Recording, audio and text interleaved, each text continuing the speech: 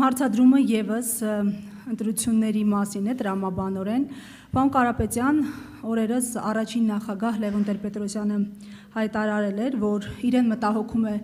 ոչ այնքան նախընտրական բանավեճի կոշտ ոճը, որքան հնարավոր հետընտրական զարգացումները։ Դուք որպես ներկայումս ամենաբարձր վարկանիշ ունեցող քաղաքական ընդդիմադիր ուժի առաջնորդ, ինչ սցենարներ եք կանխատեսում այս առնչությամբ, եթե իշխանությունը դիմի որևէ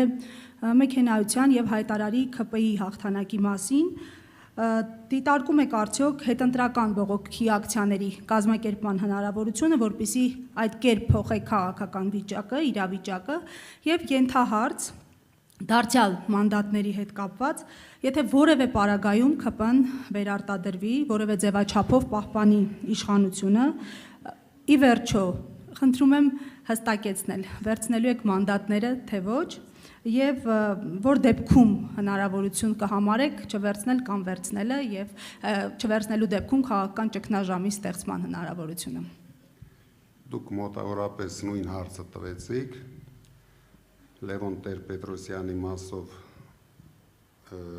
կարող եմ ասել, ինքը փորձառու քաղաքական գործիչ է, դրա համար ունի իր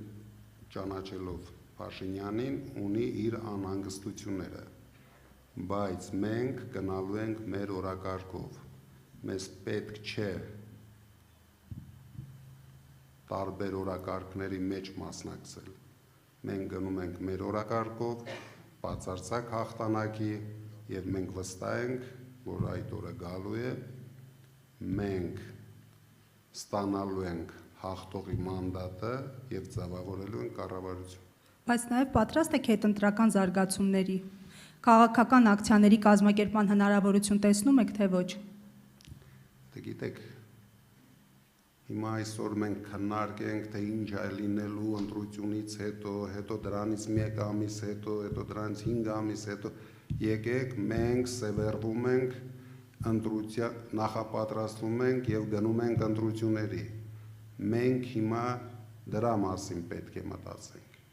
Հաստատ դուք իմացեք, մենք պատրաստ ենք եւ պատրաստում ենք ցանկացած քայլերի։ Դրանից ավել ես չեմ ասելու ձեզ։